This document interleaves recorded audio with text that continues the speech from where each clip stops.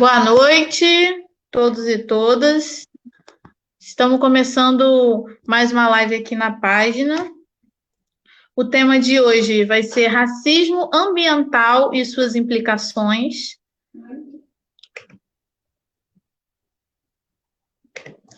A nossa convidada de hoje vai ser a Marcilene Maria, que ela é graduanda em Ciência Ambiental pela Universidade Federal Fluminense, UF. Ela é fundadora do coletivo, né, da organização social Nós por Nós. Eita. E eu tive a honra de estudar com ela no meu ensino médio, no Raul Vidal, líder, maravilhosa. A Marcilene tem um amplo currículo que ela vai explanar melhor, com mais propriedade no início da fala dela, mas eu queria muito agradecer primeiramente a sua participação. Boa noite, Marcilene. Obrigada por você estar com a gente. Queria também agradecer muito a nossa intérprete de Libras, a Bia Cetrelli, que ela é professora da UF de Volta Redonda. Muito obrigada, Bia, por você estar mais uma vez tornando nossa live acessível. E queria dar boa noite a todos, agradecer a todo mundo que está nos acompanhando aqui a partir desse momento. Bom, eu queria começar, Marcilene, da gente falando um pouco sobre o conceito de racismo ambiental, né? Vamos começar do início. O que é racismo ambiental? Então, o racismo ambiental, ele se iniciou em 81, né? Foi um movimento que surgiu a partir de Benjamin Franklin. Ele percebeu que resíduos estavam sendo descartados e que esses resíduos eles estavam contaminando a população negra de uma localidade norte-americana. Continua falando? Pode falar. Tá. E então o racismo ambiental ele se baseia, né, na exploração de uma área que é vista como uma área marginalizada, né, uma área que fica propícia, né, a receber empreendimentos ou qualquer outra indústria que possa ser explorada naquele espaço. Então, geralmente, os povos que são atingidos pelo racismo ambiental, né, principalmente aqui no Brasil, são os povos indígenas, né, os povos originários, e esses povos, eles são muito, muito, muito resistentes nessa luta do racismo ambiental.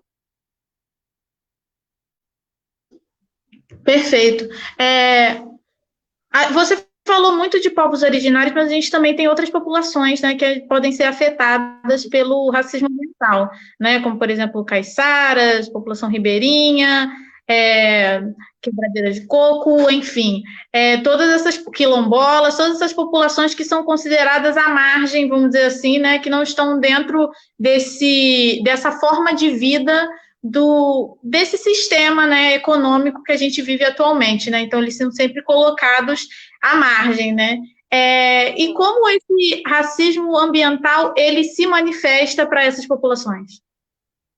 Então, o racismo ambiental ele se manifesta na operação, né? Como essas empresas operam e como elas operam, porque essas empresas elas geralmente se instalam em locais que a população ela necessita de empregos, então o discurso que tem é um discurso de que esse empreendimento ele vai trazer trabalho, ele vai trazer um investimento para aquela área, porém, o que não é falado é que esse empreendimento, essa indústria que vai chegar, ela também vai utilizar dos recursos daquela área, ou ela vai utilizar dos recursos, ela vai usar os recursos e ela vai explorar aquela área até que as populações desses espaços elas precisem se deslocar para outros espaços e geralmente elas se deslocam para espaços rurais não, espaços urbanos. E nesses espaços urbanos, elas enfrentam, né, uma desigualdade ainda maior por não estarem acostumadas a enfrentarem, a estarem nesses locais, né? Então, como você bem falou, outras populações vulneráveis, elas também são marginalizadas, como você bem disse, né, população ribeirinha, quilombolas, enfim, outros outros povos que existem aqui também. E a gente percebe que esse termo, né, ele é muito disputado dentro do discurso exploratório de desenvolvimento que a gente tem. Porque esse discurso hegemônico, né, de que o desenvolvimento ele é sustentável e de que ele vai ser distribuído de uma forma equilibrada e igual, ele é um mito, né? Porque isso a gente sabe que não acontece e não vai acontecer. E, infelizmente, a gente verifica vários conflitos ambientais que acontecem e chegam até a morte, né, de indígenas, de pessoas, a maioria preta, parda, nesses espaços. E aí a gente pode entrar num outro termo que existe, que é o termo justiça ambiental, né? Porque, geralmente, as pessoas, quando vão falar de racismo ambiental, elas preferem utilizar o termo justiça ambiental, que eles estão juntos, mas eles não podem, o termo justiça ambiental ele não pode substituir o termo racismo ambiental, porque justiça ambiental e racismo ambiental são coisas diferentes, e a justiça ambiental ela está dentro do racismo ambiental. Então, a gente não pode resistir a esse debate, principalmente no mundo acadêmico, e substituir esse conceito, né, por um que se diz em busca de algo que não vai atingir a todos, né? Exatamente, muito importante você ter tocado nesse tema, porque nós que somos, né, nós duas participamos enquanto alunos da Universidade Federal Fluminense, a gente sabe que esse debate no meio acadêmico, às vezes pode gerar, o termo racismo ambiental, às vezes pode gerar até um certo constrangimento, né? As pessoas ficam naquela coisa, não estamos falando de todos, da justiça social, mas quando esse termo foi criado, ele foi criado justamente para dizer a respeito dessas injustiças sociais e ambientais que elas caem de uma forma desproporcional dependendo da etnia que você nasce, né? Se você participa de uma determinada população, você vai ter um impacto a essas injustiças ambientais. E se você nasce dentro de uma outra população, você vai ter outro impacto. Então, não tem como você fazer ações que vai gerar diretamente um impacto racial e você ter vários mecanismos que vão naturalizar esse impacto social sobre essas determinadas populações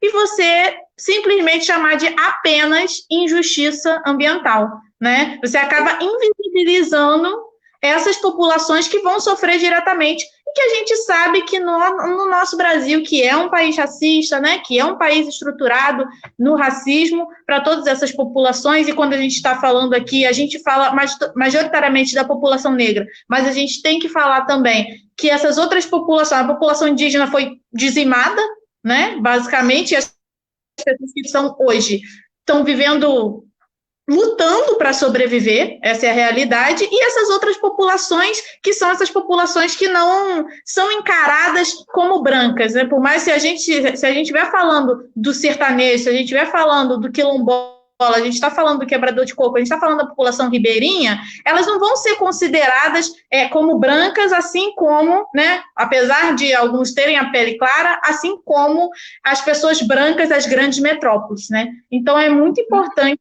Você foi perfeita, muito importante a gente falar sobre isso. Eu queria que você falasse um pouquinho também sobre a questão a relação do racismo ambiental com a negligência, né? A gente fala muito, as pessoas às vezes acham, ok, tá bom, existe racismo ambiental, e como que a gente muda isso, né? isso acontece? Qual é a relação disso com o poder público, vamos dizer assim, né? O que o poder público, teoricamente, poderia fazer para poder diminuir essa injustiça ambiental, esse racismo ambiental? Então, essas práticas ofensivas que são realizadas, né, através do racismo ambiental, essa discriminação desses grupos sociais que são geograficamente localizados, né, que tem geralmente como motivo raça, cor e classe social. Então, eu acho que o caminho para isso seria discutir, né, políticas públicas, principalmente na área de saneamento básico, de segurança pública e de políticas públicas também de saúde e realmente de saúde e de conforto ambiental, né? Porque quando a gente discute racismo ambiental, geralmente essas populações elas são exploradas e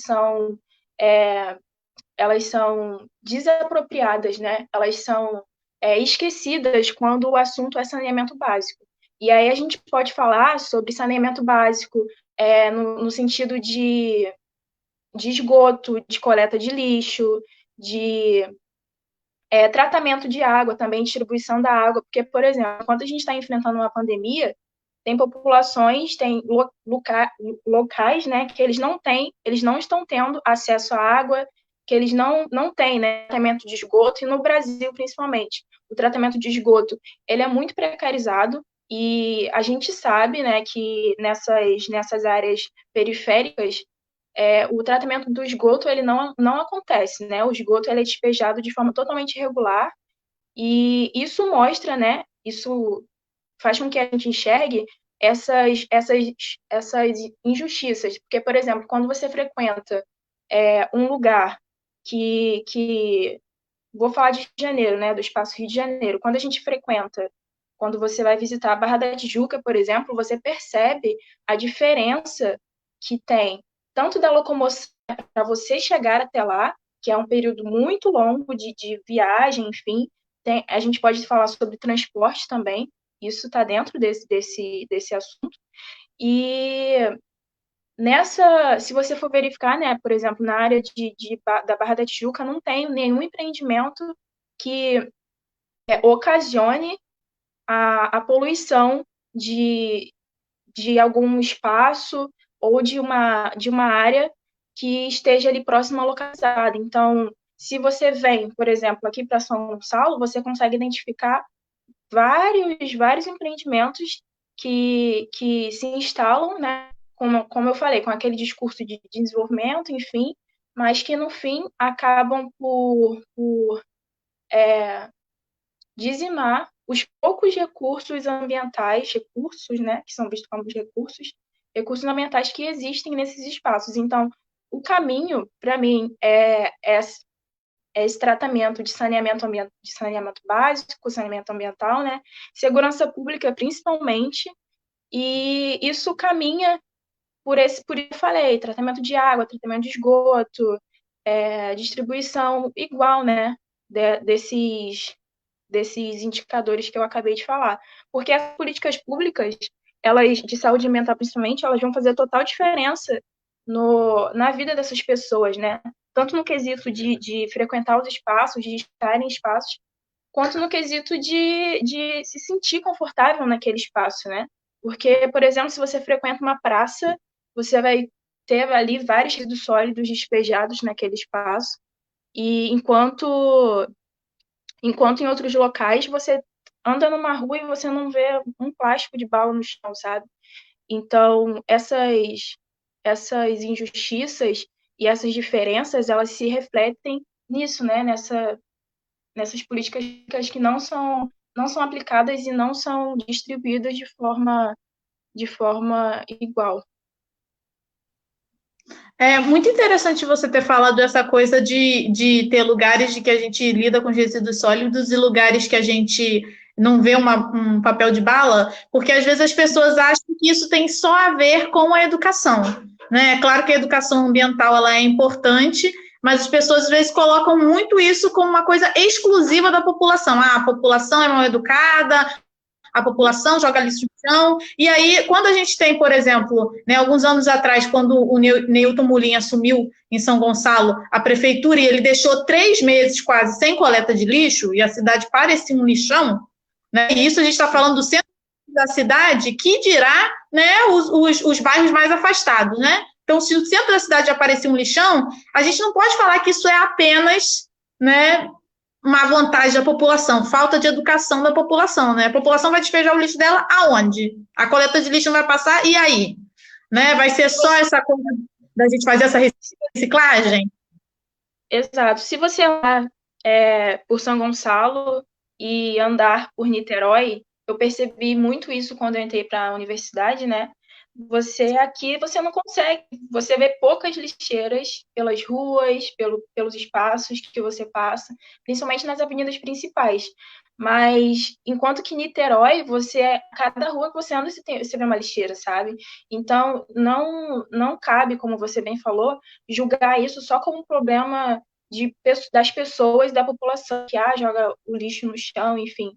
É um mix, né? É falta de investimento, é um pouco da falta de conscientização ambiental também, mas eu acho que a gente precisa ficar atento nessa questão de políticas e também ter um pouco de cuidado quando a gente coloca, como você falou, a culpa nas pessoas. Porque se a gente não vê nenhum investimento, nenhuma motivação para cuidar desses espaços, se eu não tenho uma lixeira na rua, geralmente eu tenho consciência, algumas pessoas têm, mas tem pessoas que não veem uma lixeira e vão jogar o lixo no chão, sabe? Então, a gente precisa pensar nisso. Acho que um outro caminho também seria pensar em mais atividades culturais, né? Porque quando você pensa em território, por exemplo, aqui no Jardim Catarina, a gente tem muita dificuldade de receber atividades culturais. E geralmente, quando acontecem atividades culturais em outros espaços, por exemplo, em Niterói, ou em outros locais que não sejam aqui, as pessoas geralmente dão mais valor, né? Então, é um pouco, como eu falei, é um pouco dessa percepção mesmo, desse pensar coletivo e de se questionar sobre, poxa, o porquê que eu tenho que passar 3 horas no ônibus para chegar até Niterói e por que o ônibus que eu vou daqui para Niterói não tem lixeira, mas o ônibus de Niterói tem lixeira, sabe? Então, a gente precisa passar a observar com mais cuidado, com mais cautela, essas medidas que são adotadas e que interferem diretamente no nosso cotidiano, na nossa vida, né? Acho que também o espaço geográfico é muito importante, né? Porque a gente tem também aquela coisa de, por exemplo, você vai em Copacabana, às vezes você se sente até constrangido a jogar um lixo no chão, né? Mesmo que não tenha uma lixeira, porque as pessoas estão vendo, porque olha onde eu estou, né? E diferente de se você está dentro de um ônibus indo para uma área periférica, e é isso, né? Você entorna um Guaravita no ônibus e paciência. Então, essas relações, acaba que essas relações também de poder, essas relações de dinheiro, afetam diretamente. É muito importante a gente falar sobre isso, porque quando a gente está falando de racismo ambiental, de injustiça ambiental, a gente está falando diretamente de como essa população vai ter acesso àquele direito que está garantido lá na Constituição, que é do meio ambiente para todos, né? O grande artigo 225 que a gente tanto cita quando a gente estuda na universidade. Mas, ao mesmo tempo, você vê que não existe uma mobilização social, ao meu ver, sobre esse tema, talvez por atingir as pessoas que ele atinge. Vou dar um exemplo. A gente tem um grande movimento social voltado para o meio ambiente. Né? A gente tem diversas páginas e tal, para a gente fazer uma sustentabilidade, para a gente reduzir o nosso lixo, mas a gente não vê esse tipo de debate sendo pautado nesses espaços. Né? Dentro dos movimentos, a gente não vê isso sendo pautado, até mesmo porque parece que quando a gente vai falar de pessoas é pouco apelativo. Né? Quando a gente vai falar de tartaruguinha, né? Você vê o negócio do Canudo com a tartaruguinha. Foi um sucesso. Né? Você fala assim, olha, o Canudo está matando a tartaruguinha. Pronto, as pessoas falam, não, é verdade, a tartaruga, não sei o quê. Aí agora você fala assim, cara, vamos instalar um lixão lá em Santa Cruz. Ó, estão pegando aqui esse local aqui da comunidade indígena e vão botar uma hidrelétrica. As pessoas não têm a mesma mobilização, não têm o mesmo sentimento, né? Que é por isso que eu acho que é fundamental a gente utilizar o termo racismo ambiental, porque existe mesmo essa separação de para quem que a gente está fazendo essa política pública, né? Inclusive, uma coisa que eu até queria te perguntar também, uma opinião sobre isso que eu estou falando, porque eu acho um crime esse debate, por exemplo, da SEDAI, não ser um debate que está sendo pautado pela maioria da população, sabe? A gente sabe que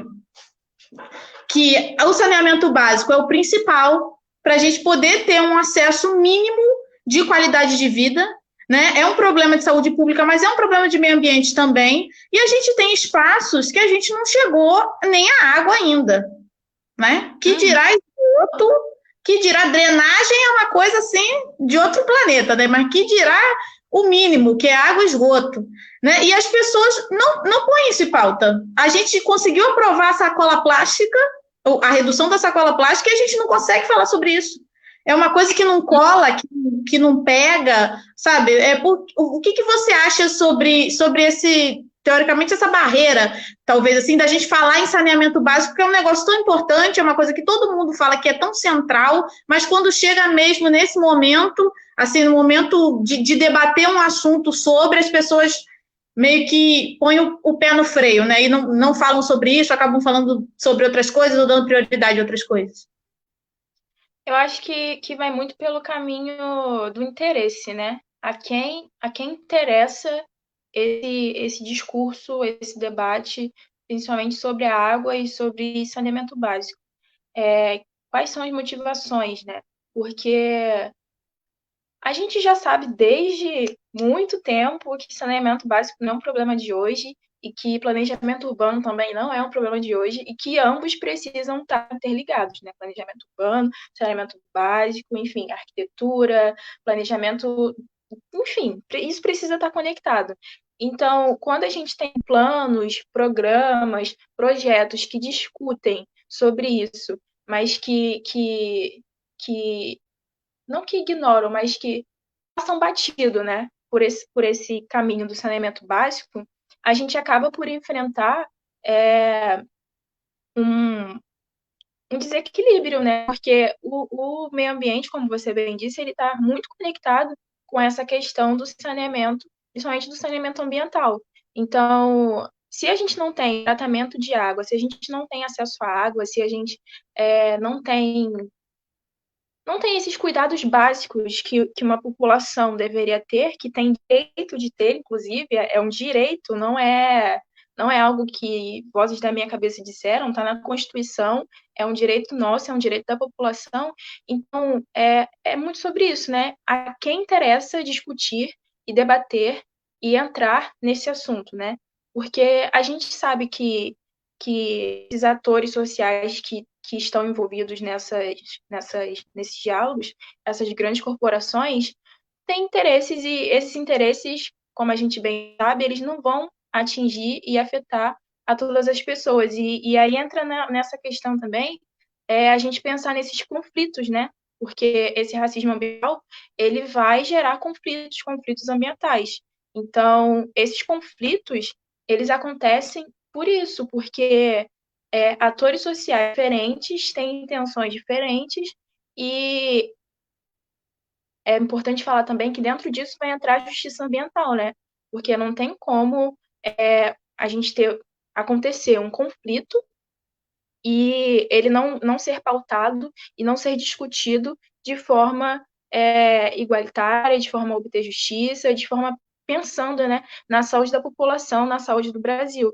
Então, como a gente está conversando, quando um empreendimento se instala em uma determinada área e ignora o conhecimento, o uso tradicional que uma população tem sobre aquele espaço que a gente sabe que é um uso que tem uma ligação mais próxima da natureza, que tem uma relação de mais cuidado e acaba por atingir não só aquela população, mas outras populações e outros espaços também. Porque, por exemplo, quando o empreendimento ele se instala em uma área e despeja resíduo tóxico no rio, e esse rio ele vai caminhando por uma cidade, ele vai cortando outros espaços, não é só aquela população que é atingida, né? Por isso que eu falei sobre o pensar coletivo, sobre entender como essas coisas elas vão se encontrar em algum momento. Então, acho que Brumadinho é está aí isso. para provar, né? Brumadinho e Mariana, né? O Rio Doce, exatamente sobre isso, né? Sim. Você tinha falado, a gente falou bastante sobre essas grandes corporações, né? Você tem algum exemplo de algumas dessas corporações que têm esses interesses e que se colocam na barreira, né, da nossa luta pela justiça ambiental e contra o racismo ambiental? Aqui no Rio de Janeiro, a gente tem uma empresa que é a TKCSA, né? Ela fica localizada em Santa Cruz e essa empresa, ela libera um fuligem que as pessoas, inclusive já foi diagnosticado por pesquisas da Fiocruz, que fica próximo a essa área, que pessoas desse espaço, elas, antes desse empreendimento de se instalar nesse espaço, né, elas não tinham câncer, mas depois de começar a inalar esse fuligem que ficava disperso no ar, suas casas, até entrava na casa, enfim, dessas pessoas, foi detectado que elas foram afetadas e esse fuligem causou, assim, uma doença, câncer, né, que inclusive não é uma doença muito fácil de ser enfrentada. E também tem uma outra que acho que essas pessoas conhecem mais, que é no Ceará, que é a Ipioca, a empresa Ipioca. Ela trabalha com cachaça, né? E essa empresa, ela afeta a população de Genipapo-Canindé, que é uma população indígena, que está dentro do espaço de, se não me engano, é Aquiraz. Então, a gente precisa pensar como esses empreendimentos vão atingir também, né? Esse, por exemplo, do Ceará, eles...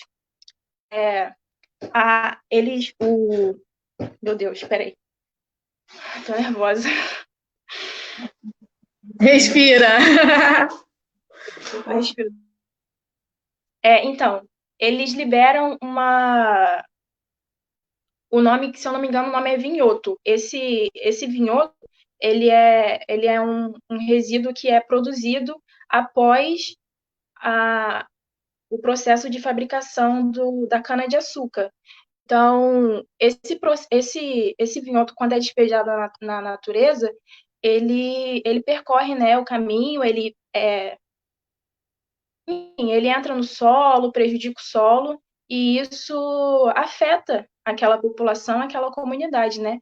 Então, eles têm uma área muito grande de monocultura de cana-de-açúcar, e dentro dessa área, fazendo isso, eles afetam uma população que é próxima dali e, enfim, isso vai dando outros espaços, né?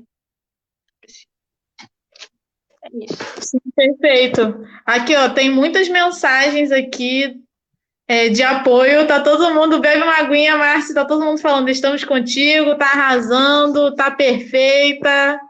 Seus fãs estão te adorando aqui nesse momento, garota. Fica na suavidade.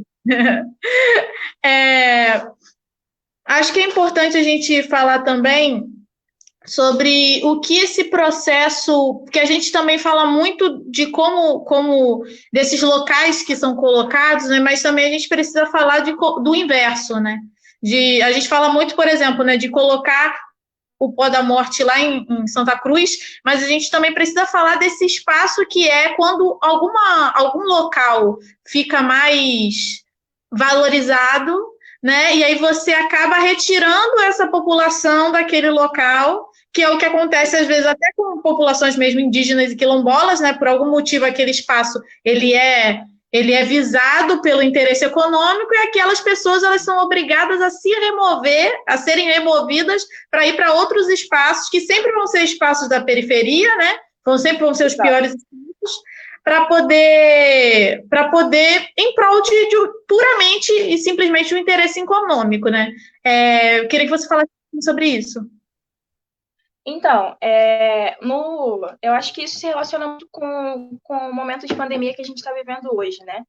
Porque, como eu falei, esse debate atual em relação ao racismo ambiental e à pandemia tem se tornado um pouco mais perceptível, né, nesse momento, principalmente nesse momento que a gente está levantando essa bandeira, né, de pare de matar pessoas negras e jovens negros vivos, enfim, essa mix de coisa que está acontecendo politicamente e a gente está mais ativo. Então, dentro desse processo, né, a gente pode falar sobre gentrificação, né, que é o processo de quando uma área ela começa a ser mais valorizada e a população que estava naquela área ela precisa se deslocar para um outro espaço que é menos valorizado. Então, aí a gente pode falar também, entrar no, na questão de mudanças climáticas, né? Porque esse processo de gentrificação ele vai se relacionar muito com racismo ambiental no sentido de que essas mudanças climáticas elas trazem impactos, né? E esses impactos eles não vão afetar todos esses espaços todas as pessoas também de forma igualitária, porque pessoas estão em locais diferentes e esses locais, um local tem né, devido a tudo que a gente falou da política, dessas políticas públicas, tem locais que são ocupados majoritariamente por pessoas ricas, né, que geralmente esses locais são mais frescos, esses locais são próximos a praias, esses locais eles têm tratamento de esgoto, tem tratamento de água, é um local menos inóspito, né? Então,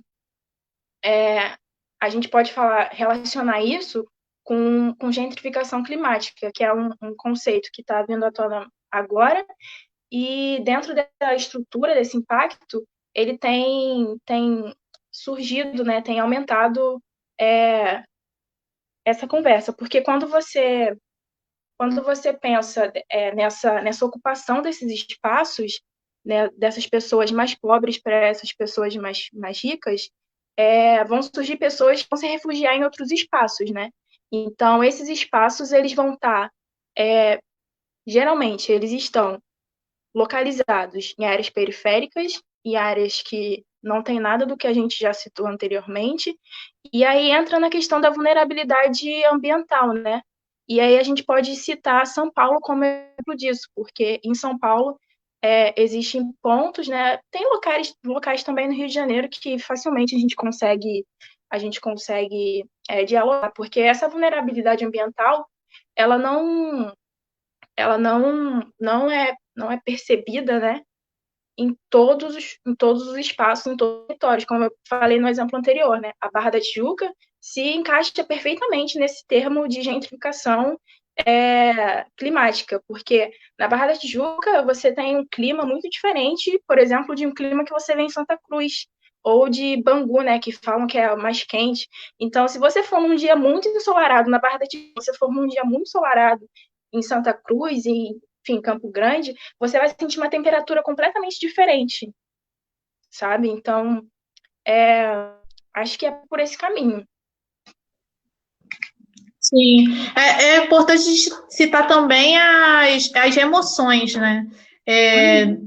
Nesse período após as obras do Porto Maravilha, dali, né, daquele museu do amanhã, a gente viu aquele espaço ali que era um espaço, inclusive, de muita importância para a população negra, né?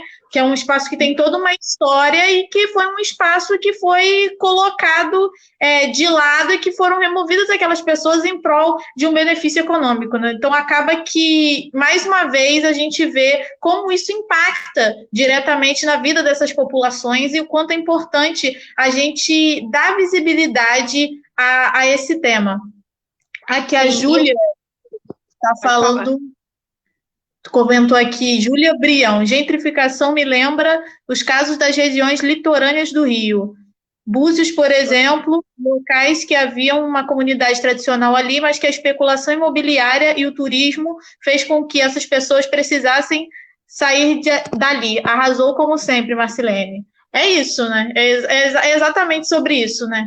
É sobre como a gente está tratando essas determinadas populações. E você falou um negócio sobre o coronavírus que me tocou, porque eu fico muito incomodado, já tinha falado isso com os meus amigos, o quanto eu me incomodo com essa coisa de dizer que o vírus não discrimina, né? Porque a gente que o vírus não discrimina, o vírus não escolhe quem ele vai pegar, mas não tem a ver com escolher, tem a ver com quais são os mecanismos que as pessoas vão ter acesso para fazer essa proteção do vírus, né? O vírus não escolhe quem ele vai pegar, mas a empregada doméstica que morreu enquanto estava cuidando dos patrões que estavam com Covid, ela está morta, eles estão vivos, né? Então, acho que isso delimita muito, a gente precisa mesmo falar sobre isso, porque esses grupos, eles estão mais desprotegidos do que os outros, e o coronavírus, assim, algumas pessoas falam assim, o coronavírus veio para desnudar isso, o coronavírus veio para mostrar, na minha opinião, o coronavírus, ele veio só para, foi mais um incidente que ocorreu uma situação extrema para mostrar essa desigualdade brasileira, essa desigualdade no estado do Rio de Janeiro, que já era nítida, né? O que eu espero é que agora a gente possa, através disso, quando a gente percebe que a gente está numa pandemia e tem pessoas que não têm como lavar a mão, que as pessoas começam a colocar esse debate, então, do saneamento básico dentro desse rolê, né? A gente não pode simplesmente não debater um assunto só porque, teoricamente, esse assunto não nos diz respeito, né? A gente está falando muito o racismo está em pauta nesse momento, né? Mas isso serve para tudo, principalmente na área ambiental, né? A gente está aqui, eu estou muito feliz da gente estar fazendo essa live, porque eu acho que eu e você somos dois exemplos disso, sabe? Somos duas mulheres negras que estudaram uma escola estadual, entendeu? Que conseguiram entrar na universidade, estamos fazendo temas relacionados com a pauta ambiental, ciência ambiental, engenharia ambiental, e continuamos com o nosso trabalho, né, em relação à nossa população, né? Então, a gente faz uma conexão entre o que a gente está recebendo na academia e a nossa vivência diária dentro para aquela população. E eu acho que é isso que é o papel da academia. Esse é o papel da universidade. Principalmente da universidade pública, gente. O papel da universidade é a gente exportar esse conhecimento. Não é a gente só pegar, utilizar os indígenas, os quilombolas, as pessoas que estão em situação de vulnerabilidade ou que passam por essas situações explícitas de racismo ambiental. E perdi o fio da merda aqui. Posso continuar se quiser. Não dá para a gente só usar essas populações como estudos de caso. A gente precisa dar uma resposta. A gente precisa dar uma resposta. E a população, ela quer ouvir essa resposta, porque às vezes é muito fácil algumas pessoas falarem assim, o Estado nunca vai fazer nada, né? O Estado não faz nada. O que eu posso fazer, eu, enquanto sociedade civil, porque o Estado não faz, não sei o quê. Mas qual é a sua influência direta na cobrança para que o Estado faça? Ou você deixa aquela população sozinha, né? Porque é isso que a gente vê acontecendo com os indígenas, com os quilombolas ao longo do país, né? A gente vê que a população está jogada de lado, eles estão lutando sozinhos, basicamente. O apoio que essas populações têm é ínfimo em relação à quantidade de pessoas no país, e outras diversas situações acontecem de racismo ambiental aqui mesmo, no estado do Rio de Janeiro, em Niterói. A gente teve o caso emblemático do Morro do Bumba, né? E quais são o que aconteceu com essas pessoas, né? Tem gente que até hoje está esperando aluguel. Então, sabe, é muito difícil a gente falar desse tema e a gente não me sentir tocada, né? Não vi uma certa revolta, porque é um tema muito caro para a gente e é um tema que, nesse momento, as pessoas estão dando visibilidade, talvez por o termo do racismo estar em voga, né, por a gente estar aí com essas situações, mas a gente tem que lembrar, pessoal, que o que está acontecendo nos Estados Unidos nesse momento, né, são outras condições, é claro, outra situação histórica, mas o Brasil, ele tem a sua própria forma de matar essas populações. O Rio de Janeiro teve o seu próprio George Floyd, que foi o Pedro Gonzaga, que foi asfixiado até a morte lá no supermercado Extra, na Barra da Tijuca, e não teve muita repercussão, né? O cara foi, inclusive, solto, pagou 10 mil reais de fiança e foi solto por homicídio culposo, quando não há intenção de matar. E a gente tem diariamente aí essas populações, alguns desses casos que a Márcia trouxe, que são alguns casos, dos diversos casos que a gente tem, né, no nosso estado, no nosso país, de situações explícitas de racismo ambiental. Então, é fundamental que a gente consiga parar para refletir um pouco sobre isso, que a gente entenda que esse tem que ser a centralidade do debate ambiental, tem que começar a ser essa. A gente não pode falar só de aquecimento global, a gente não pode falar só da própria sacola plástica, a gente não pode falar de redução de lixo se a gente não fala dessa população que está sofrendo no lixão. A gente não pode falar de reciclagem se a gente não falar de catador, sabe? É isso que a gente precisa começar a refletir quando a gente vai colocar a pauta ambiental em pauta, senão, infelizmente, a gente não vai sair da nossa bolha da academia. A gente vai ficar debatendo para nós mesmos, nós vamos ter ótimas dissertações de mestrado, de doutorado e tudo mais, mas a gente não vai ter efetivamente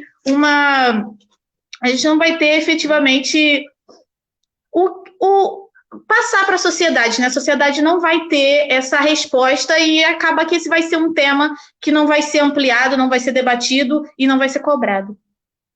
Sim, muito bem, muito bom que você falou, e eu acho que isso parte um pouco desse. Eu concordo, assim, vou trazer isso, porque esse tema que você trouxe, ele surgiu, assim, num momento muito bom, porque eu vejo que esse debate, né, sobre racismo ambiental no mundo acadêmico, ele é muito, muito invisibilizado, as pessoas não querem entrar nesse assunto.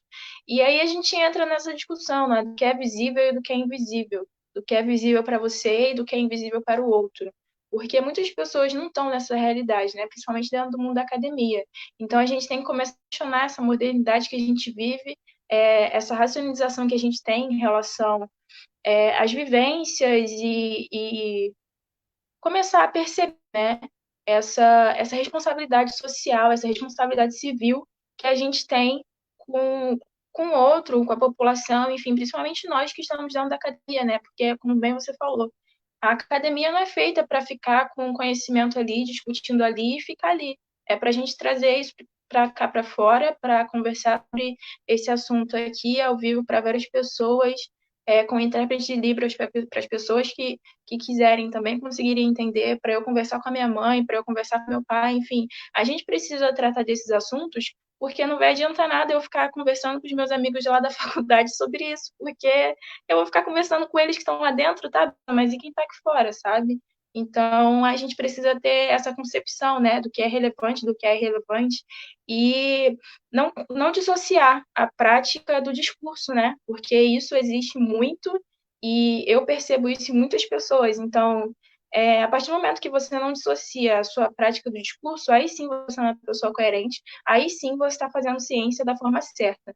Mas no momento que você dissocia o seu discurso da sua prática, então você não está fazendo a coisa certa. Então tem alguma coisa errada e você precisa começar a buscar, né, a se questionar sobre isso aí dentro do seu comodismo, dentro do seu privilégio, sabe? Nem só privilégio branco, mas dentro do privilégio, enfim, que existe na sociedade em geral, mas principalmente o privilégio branco, né? Já que a gente está falando de racismo, a gente está falando de uma das formas que o racismo atinge, que é o racismo ambiental, então a gente precisa começar a pensar nessas consequências, e não só nas consequências, né? Mas no que a gente pode fazer para atingir outras pessoas, né?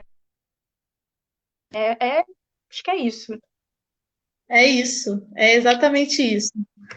Tem muita gente fazendo comentários aqui. O Rodolfo Vitoriano comentou aqui, quando falaram de saneamento básico, lembrei de saúde da população. Se a gente diminui as doenças relacionadas ao tratamento de água, economiza na saúde, produz menos lixo hospitalar, usa menos matéria para material hospitalar, pensar no ambiental deve ser o horizonte, não tem para onde fugir. É isso, né?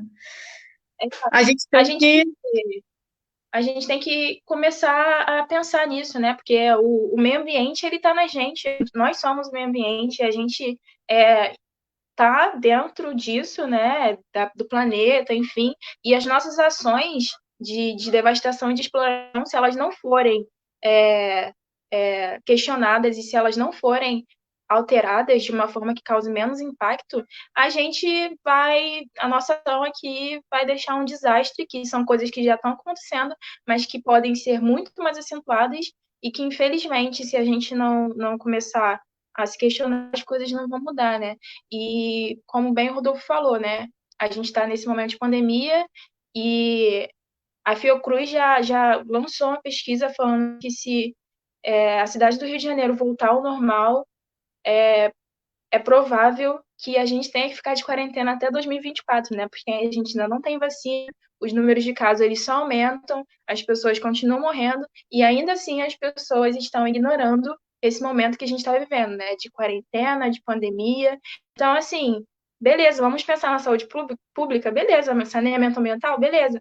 Mas tá, gente, a gente está no meio de uma pandemia, então fica em casa também, porque aí você está pensando em você e você está pensando em outro, sabe? Então, a gente precisa começar a falar sobre isso, né? E eu gostei muito desse convite, inclusive vou agradecer de novo, porque é um assunto que me toca e que eu sempre tive muito interesse e é muito bom poder falar e ter pessoas que querem escutar, né? Não é isso. A gente precisa emergir esse movimento, a gente precisa continuar lutando por essa igualdade e não dissociar o discurso da prática, né, que é o mais importante. Fazer ciência de uma forma certa. Exatamente. A Natália Diniz perguntou aqui: como democratizar o debate do racismo ambiental? Não, acho que a democratização do debate do racismo ambiental, ele pode ser democrático nesse sentido de discutir políticas públicas, de discutir segurança pública, de discutir saneamento ambiental, de discutir ocupação de pessoas em outros espaços, em outros territórios, em tentar, sabe, se aproximar e entender a luta dos indígenas, dos quilombolas, dos povos ribeirinhos, de você também não só entender a luta, mas você apoiar essa luta, sabe? De você comprar, usufruir dos produtos que são por essas populações, de você utilizar, mesmo que seja pouco e mesmo que seja às vezes, sabe? De incentivar essa economia solidária que existe dentro dessas populações, né? Porque é importante a gente falar também que a economia que eles adotam é uma economia totalmente diferente da economia que a gente tem, né? Aqui fora, no mundo capitalista, é uma economia que não afeta o meio ambiente em que eles estão inseridos, né? No caso, ali onde eles estão, onde eles plantam, onde eles coletam, enfim, onde eles têm essa relação próxima com a natureza. Então, usufruir desses produtos, mesmo que seja pouco, mesmo que seja às vezes, entender, procurar, pesquisar e trazer esse assunto, sabe? Porque eu vejo poucas pessoas falando sobre isso, principalmente dentro da academia. E se a gente não falar sobre isso, se a gente ignorar um assunto, ele vai ser só um termo que vai ficar sendo desconhecido. Então, trazer isso, como você bem falou, né, para fora desses muros, mas também não só trazer para fora, mas atuar em cima disso, mas não atuar de forma que você esteja ocupando o lugar do outro, mas de uma forma consciente, sabe? De você, beleza, eu não posso, sei lá, tá com um produto orgânico agora, mas daqui a pouco eu posso comprar, sabe? Ou não posso comprar esse produto aqui de R$ 15, mas eu posso comprar um cordão aqui numa feira agroecológica com uma pessoa indígena, uma que está vendendo ali, sabe, aquele produto. Então, eu ajudar na economia solidária que ela está fazendo, eu vou estar influenciando aquele trabalho dela no sentido de ajudar, de motivar aquela pessoa, sabe? Porque os usos que ele tem, as formas que eles usam desses recursos, né, como eu bem falei, que o meio ambiente traz para a gente, é diferente. Então, não adianta você querer colocar o dedo e falar assim, tá pegando meu dinheiro e eu tô comprando e tá no capitalismo. Cara, é totalmente diferente. Se você for entender essa economia que é circular e que tá ali com eles, é outro processo, sabe? Eles não estão pegando para comprar outro produto, eles estão pegando porque é subsistência, eles precisam viver, então eles estão vendendo aquilo porque eles precisam viver, é diferente. Eu vou mais além, Márcia. Eu acho que a gente tem que começar a repensar o nosso modelo mesmo de sociedade. Acho que não tem como a gente falar em democratização do próprio debate de racismo ambiental se a gente não falar o que leva, né? Porque o que leva o racismo ambiental é a ganância. O que leva é essa exploração indevida do meio ambiente, onde você quer passar por cima das pessoas em prol do lucro, onde você acha normal você colocar uma indústria, o que você vai causar câncer nas pessoas, que você vai contaminar a água, que você vai contaminar as nascentes, e você achar isso maneiro, achar isso normal, porque você vai obter algum tipo de lucro. Então, assim, a gente precisa começar a repensar o nosso modelo de sociedade e, principalmente, galera, a gente precisa começar a repensar em quem que a gente está colocando para comandar essa sociedade. Porque, nesse momento, não existe neutralidade. Infelizmente, não existe neutralidade. A gente, no caso do racismo, novamente, né? A gente colocou um governador que falou que ia atirar na cabecinha. Essa é a realidade. Exato. E ele foi lá e atirou na cabecinha.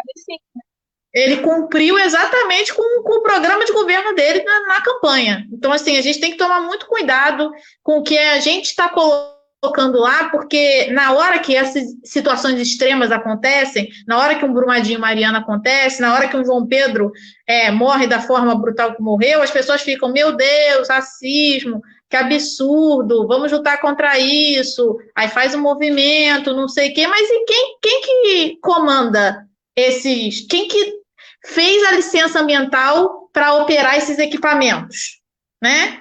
Quem é que permitiu? Qual foi a falta de fiscalização da Vale que causou Brumadinho? Quem foi que matou João Pedro? Não foi a polícia? Quem é que opera a polícia? Quem é que comanda a polícia? Então, assim, essas são coisas que a gente precisa pensar também, porque se a gente, o Estado, e o coronavírus novamente aí tá aí para provar, né? O Estado afeta diretamente as nossas vidas. Não tem como. Sim. E afeta principalmente a maioria da população, que é a população pobre. Né? A gente tem 1% de rico, tem a classe média aqui, e a base é o povo, que é a população pobre desse país, e que depende do SUS, que vai depender das políticas públicas, que vai depender de como que esses governantes vão girar, né, a máquina pública para benefício ou malefício da população. Então, acho que o racismo ambiental também está diretamente ligado com a nossa forma de sociedade e de com quem que a gente permite que ocupe esses espaços que vão interferir diretamente na nossa vida. Bom, a gente está se encaminhando para o fim da nossa live. A última pergunta aqui é da Natália, perguntou como... Não, isso aqui já foi. Você poderia dar algum exemplo de racismo ambiental em Niterói? Não sei se já foi falado.